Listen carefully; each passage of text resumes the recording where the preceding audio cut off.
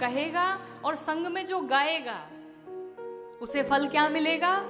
तो कल्याण काज विवाह मंगल सर्वदा सुख पावहीं।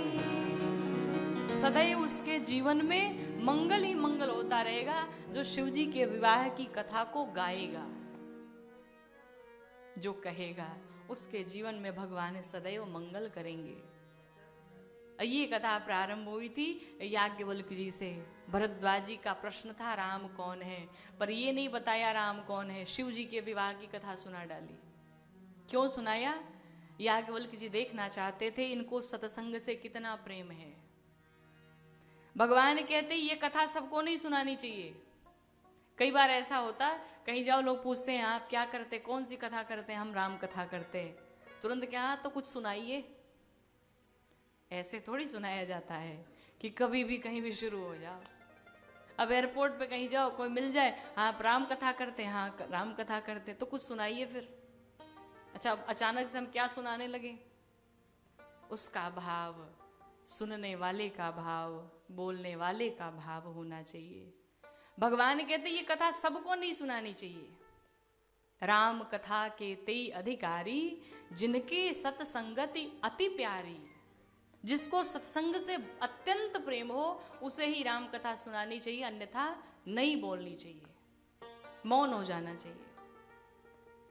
भगवान राम कौन है? एक बार भगवान शंकर ने 100 करोड़ श्लोक लिखे। कितने लिखे? 100 करोड़। तो जब बाबा ने श्लोक लिख लिया तो एक बार दैत्य पहुंचे, देवता पहुंचे और मानव पहुंचे, मनुष्य, ये तीनों पहुंचे। तो जो देवता थे उन देवताओं ने कहा बाबा 100 करोड़ श्लोक है आपके पास, क्या करेंगे इतना रख के? थोड़ा बहुत हम लोग में बांट दीजिए आप। तो भगवान ने कहा चलो बंटवारा हो जाए। तो बाबा ने 100 करोड़ श्लोक में 3 लोगों में बंटवारा किया। 33 करोड़ देवताओं को दिया, 33 करोड़ दानवों को दिया और 33 करोड़ मनुष्यों को दिया। बचा कितना? 1 करोड़। अब देवताओं के कहने पे तो बाबा ने दे दिया। जब 1 करोड़ बचा तो जो मनुष्य थे, मनुष्यों ने कहा बाबा आपने देवताओं की तो बात मान ली, अब हम लोग की भी बात मान लीजिए। अभी तो 1 करोड़ है आपके पास, थोड़ी बहुत कृपा करिए बंटवारा हो जाए।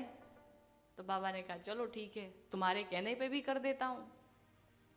तो बाबा ने 1 करोड़ में फिर बंटवारा किया। 33 लाख देवताओं को, 33 लाख दैत्यों को और 33 लाख मनुष्यों को। बचा कितना? 1 लाख।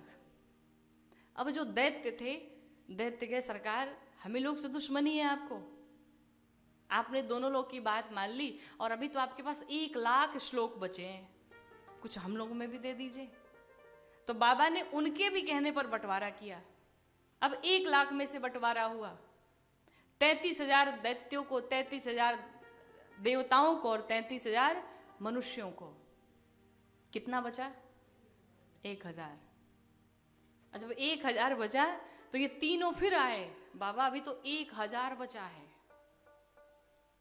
कुछ हो सकता है, देखिए कृपा करिए।